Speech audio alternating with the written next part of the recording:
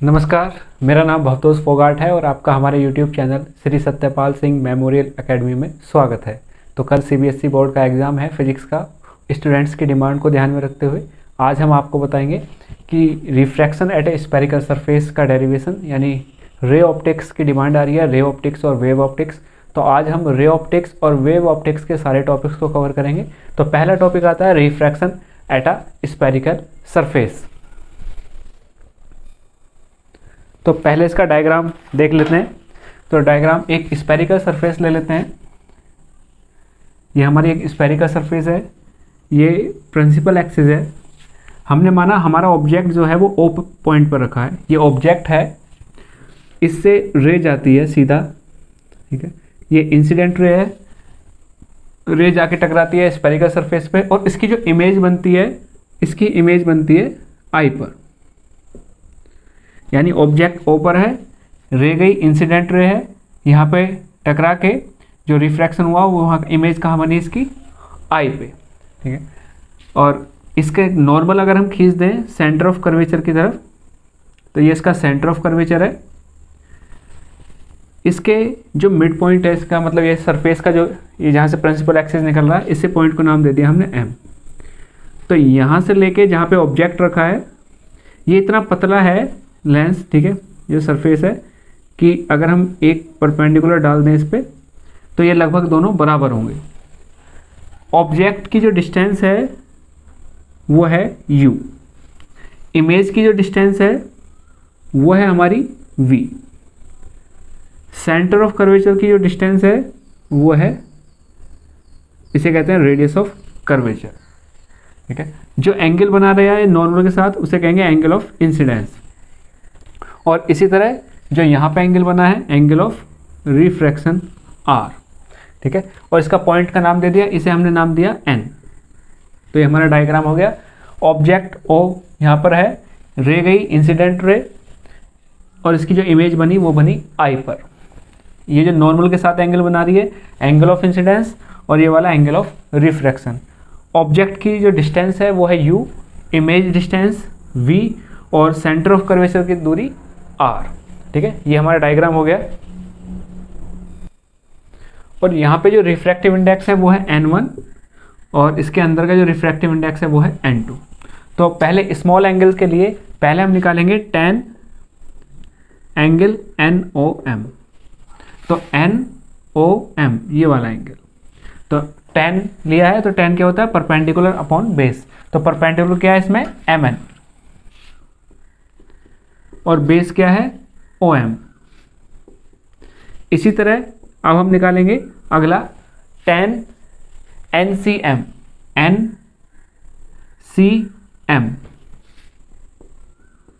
ये भी सेम है, tan परपेंडिकुलर अपॉन बेस। तो परपेंडिकुलर MN अपॉन MC।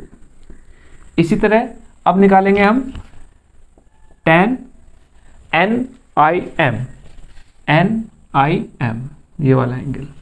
तो ये हो गया tan NIM इक्वल टू, ये परपेंडिकुलर यानी MN अपॉन बेस यानी कि MI। अब क्योंकि ये एंगल बहुत स्मॉल है, तो स्मॉल एंगल्स के लिए क्या होता है, हम सिंपली tan को हटा देंगे। तो स्मॉल एंगल्स के लिए क्या हो जाएगा, ये हो जाएगा NOM equal to MN upon OM। इसी तरह स्मॉल एंगल्स के लिए ये हो जाएगा NCM equal to MN upon MC। इसी तरह NIM हो जाएगा जो एंगल है MN अपॉन MI। तो यहाँ से हमने ये निकाल लिया, ठीक है। तो ये एंगल निकाल लिया स्मॉल एंगल्स के लिए। अब अगर हम अगला लें ट्राइंगल NOC, तो इन ट्राइंगल NOC, तो जो बाहर के एंगल होता है एक्सटीरियर एंगल, वो क्या होता है, अंदर के दोनों एंगल्स का सम। तो एक्सटीरियर एंगल क्या है, I। तो ये एंगल क्या हो गया, NOM प्लस दूसरा NCM, क्योंकि NOC ट्राइंगल में ये एक्सटीरियर एंगल है और ये दोनों इंटरनल एंगल है, एंगल NCM। अब इसकी वैल्यू रख देंगे, NOM की वैल्यू क्या है, MN upon OM। Plus NCM की वैल्यू Mn अपॉन MC, यहाँ से आ गया हमारा I। इक्वेशन नंबर हमारी हो गई 1। इसी तरह अब दूसरा ट्राइंगल लेंगे, अब दूसरा ट्राइंगल ले लेंगे NIC। तो इन ट्राइंगल NIC, इसमें एक्सटीरियर एंगल कौन सा है, ये वाला, ये एक्सटीरियर एंगल है NCM। तो इसका जो एक्सटीरियर एंगल होगा वो किसके बराबर होगा, अंदर के दोनों एंगल्स के। तो NIC में अंदर का एंगल क्या है, एक तो R है, प्लस दूसरा हो गया NIC। और अगर हम R को यहीं रहने दें, इसे इधर भेज दें, तो क्या हो जाएगा, एंगल या NIC और NIM दोनों सेम है, तो इसे हमने NIM लिख लिया। R क्या हो जाएगा, angle NCM minus angle NIM। अब इसकी वैल्यू रख देंगे, NCM क्या है, Mn बटे MC, माइनस NIM क्या है, Mn अपॉन Mi। ये निकाल लिया हमने R, ये हमारे आगे इक्वेशन 1। तो I निकाल लिया, R निकाल लिया, एंगल ऑफ इंसिडेंस और एंगल ऑफ रिफ्रैक्शन हमने यहाँ से निकाल लिया इनकी हेल्प से। अब हमने निकाल लिया I और R की वैल्यू। अब स्नेल्स लॉ क्या कहता है, स्नेल्स लॉ कहता है कि N1 sin I equal to N2 sin R। अब क्योंकि एंगल स्मॉल है तो sin I की जगह हम ले लेंगे सिर्फ I। तो N1 into I equal to N2 into R।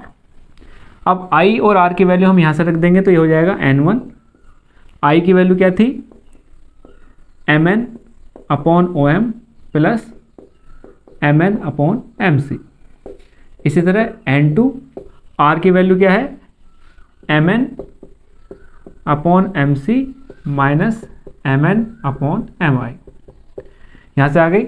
अब जो MC वाले हैं इन्हें एक तरफ ले लेंगे, ठीक है।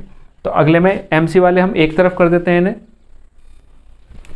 अब इनकी मल्टीप्लाई कर देंगे, तो पहले N1 की मल्टीप्लाई करी हमने Mn अपॉन OM, फिर N1 की मल्टीप्लाई इसमें करी N1 into Mn upon MC। इसी तरह N2 की मल्टीप्लाई करेंगे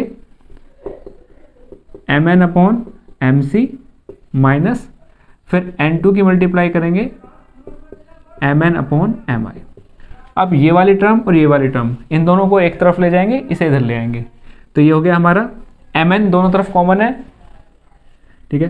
पहले Mn को कॉमन ले लो दोनों तरफ से, तो क्या बचा, N1 upon OM plus N1 upon MC। इसी तरह यहाँ भी Mn कॉमन ले लेते हैं, तो क्या बचेगा, N2 upon MC minus N2 upon Mi। Mn से Mn कैंसिल। अब ये जो MC वाला है इसे उधर ले जाएंगे N1 अपॉन NC, और ये जो माइनस का है N2 अपॉन MP इसे लेफ्ट साइड ले आएंगे, तो ये हो जाएगा N1 upon OM plus N2 upon Mi equal to, इसे तो ऐसे रहने देंगे N2 upon MC minus N1 upon MC, ये हो जाएगा। अब इसमें MC है दोनों तरफ, इसे ऐसे रहने देंगे N1 upon OM plus N2 upon Mi। यहाँ पे MC कॉमन ले लेंगे, ऊपर क्या बचा, N2 माइनस N1। तो यहाँ तक हमारा रिजल्ट आया अभी। अब साइन कन्वेंशन से वैल्यू रखेंगे, तो OM, ये किसकी डिस्टेंस है, OM ऑब्जेक्ट की, कितनी है, U। अब लेफ्ट की तरफ है तो साइन कैसा होगा, माइनस, तो OM की जो वैल्यू है वो होगी माइनस की U, क्योंकि लेफ्ट की तरफ है। दूसरा MI, ये क्या है, इमेज डिस्टेंस, राइट की तरफ है तो ये हो जाएगी plus, MI equal to plus के V।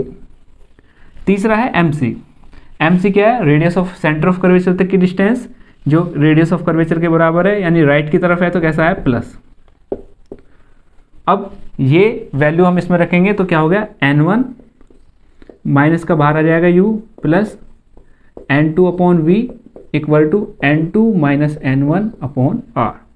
ये हमारा फाइनल रिजल्ट है, ठीक है। और ये किसी भी कर्व स्फेरिकल सरफेस के लिए होल्ड करता है। तो ये था refraction at A spherical surface का डेरिवेशन। अब जो रिफ्रैक्शन एट ए लेंस के जो सरफेस पे होता है उसमें इसी रिजल्ट का इस्तेमाल होगा। तो इसी तरह आज हम पूरे दिन आपको वीडियो अपलोड करते रहेंगे। वीडियो देखने के लिए धन्यवाद।